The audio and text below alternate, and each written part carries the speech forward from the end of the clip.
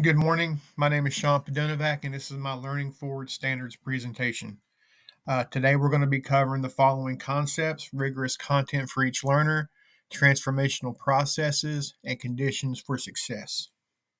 So, we're going to start with rigorous content for each learner.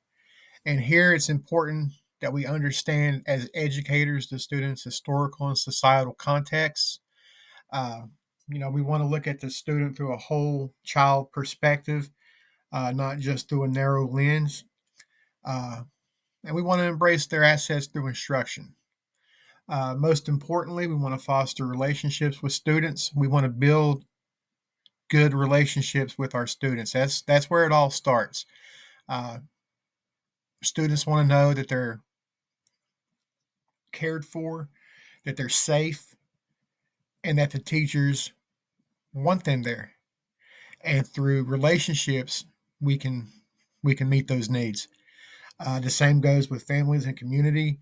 We want to bring in family and community as stakeholders in the child's education, uh, and it just improves the overall quality of instruction that we provide to the students. Next, we have curriculum, assessment, and instruction.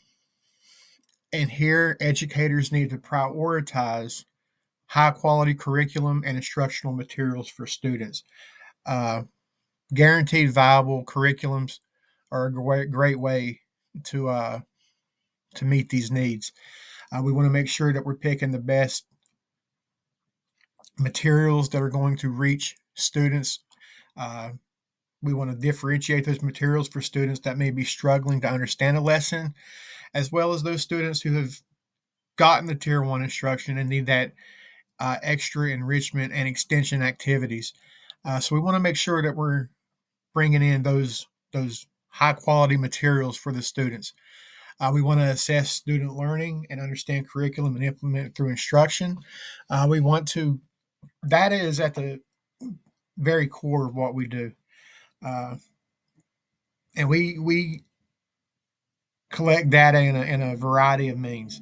Uh, One way that we do that is through common assessments. We do it through map testing. We do it through formative assessments, summative assessments. Uh, but we want to make sure that we're looking at that information to see that we're delivering the best quality instruction for our students. And then we want to look at professional expertise. And here, educators apply standards and research to their work. They develop the expertise essential to their roles and prioritize coherence and alignment in their learning. Uh, you want to make sure you're applying the standards to your work. You want to make sure that you're developing expertise essential to your role. You want to make sure that you're doing all these things at your PLCs so that you're better prepared to serve your students. Next, we have transformational processes. And the first standard here is learning drivers. And educators identify and address their own perspectives and beliefs. They collaborate with colleagues who hold various perspectives and prioritize the learning needs of all students and educators. It's very important that we look at our own perspectives and our own beliefs, especially when we're collaborating with other educators who may hold different perspectives as us. Uh, and it's good to have these different perspectives, and it's good to bring all these thought processes together uh, at a PLC because it gives us a bigger picture of what we want to do for our students. Next, we look at evidence, and educators create expectations and build capacity for use of evidence, leverage evidence, data, and research from multiple sources to plan educator learning and measure and report the impact of professional learning. You know, educators are learners too, not just the students. And we go through professional developments, we go through professional learnings, we go through additional training, and all this is to better serve our students. Uh, and meeting these needs inside of a PLC is essential to what we do as educators. Continuing with transformational processes, we have learning designs. Educators set relevant and contextualized goals, ground their work in research and theories about learning, and implement evidence based learning designs. It is very important as educators that we are using those evidence based strategies, research based strategies, things that we know have been proven to work in the classroom and out of the classroom. It is important to set these contextualized goals and to keep our work grounded in research and theory about learning. You have to have goals set in order to achieve the success that you want to have. Next, we talk about implementation, and educators understand and apply research on change management, engage in feedback processes, and implement and sustain professional learning. Educators need to understand and apply research and engage in feedback processes. It's important. You know, when we do something, we want immediate feedback on things that we did right and things that we need to grow on. And it's the same for our students. They're looking for feedback all the time, and we need to provide that feedback, whether it be through one on one conferences, whether it be through written notes and uh, things of that such. But we need to engage in the feedback process. And we got to implement and sustain professional learning. We don't know what we don't know.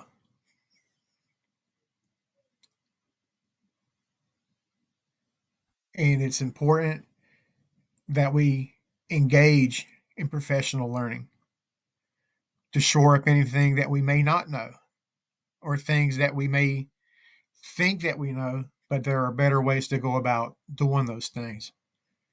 Uh, Professional learning never stops. Professional learning goes on and on and on as we engage this process of being an educator. You know, there's always something new to learn.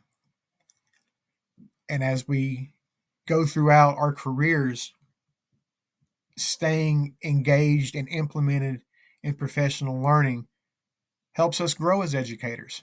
We become more well rounded educators. And then we have conditions for success. And here we have learning foundations, and here educators establish expectations for everyone's learning. We are responsible for everyone in the classroom, from your highest students, your highest achieving students, to your lowest achieving students. And we have to establish those expectations for everyone's learning, whether it be through effective tier one instruction, whether it be through small group remediation, whether it be through small group extension and enrichment activities. Uh, we have to create those structures to ensure that there is access to learning opportunities for all students. And then we sustain a culture of support for all staff. And that's important for me as an administrator to sustain a culture of support for all staff. You know, you want your staff to understand that you're there for them and that you have their back, that you're going to support them in any way that you can. And some of that is through learning opportunities. And I know sometimes we have our own opinions on professional developments and professional learnings, especially when they take place during a planning period. But a lot of times, those are very valuable to what we do as educators. Next, we have culture of collaborative inquiry. Educators engage in continuous improvement, build collaboration skills and capacity, and share responsibility for improving learning for all students. All educators should be engaged in continuous improvement.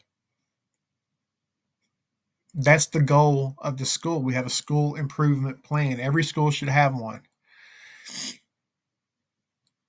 And we need buy in from every teacher as far as the improvement plan is concerned. And that involves collaboration with other teachers, with the administration team, with district level personnel, and that shares in the responsibility for improving the learning for all students. You know, we all set goals for ourselves and we all set goals for our students. But what are we doing as far as the action steps are concerned to get there? And that's where this continuous improvement comes into play. That's where this collaboration comes into play, and that's where this sharing responsibility for improving learning comes into play. These are all action steps that we take to seek that continuous improvement for our school, for our students, and for ourselves. And then we have leadership. Educators establish a compelling and inclusive vision for professional learning, sustain coherent support to build educator capacity, and advocate for professional learning by sharing the importance and evidence of impact of professional learning.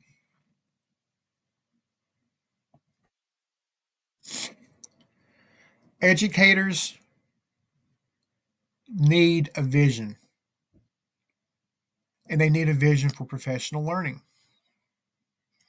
And it works. It builds educators' capacity. It creates a toolbox of tools that teachers have to use at their disposal throughout their careers. Uh, Obviously, the bigger the toolbox, the more tools you have to put in it, and that's what I think of when I see professional learning. I think of that toolbox and filling it with the tools that we need to be successful. And lastly, we have resources.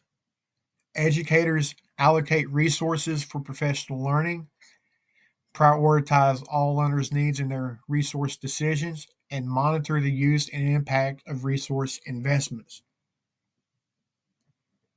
You know, as an administrator, it is very important that we use our resources effectively, the resources that we do have.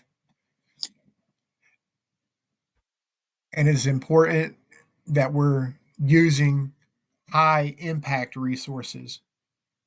For me personally, I work with kindergarten and first grade, so we have a lot of hands-on manipulatives uh, and things of that such. But we allocate these resources for professional learning, and we allocate these resources to prioritize all learners' needs in their resource decisions. So what we do, as far as resources are concerned, is we monitor the use and the impact of resource investments. And it's important because these resources are critical to student learning, to educator success, and to the continuous improvement of our schools.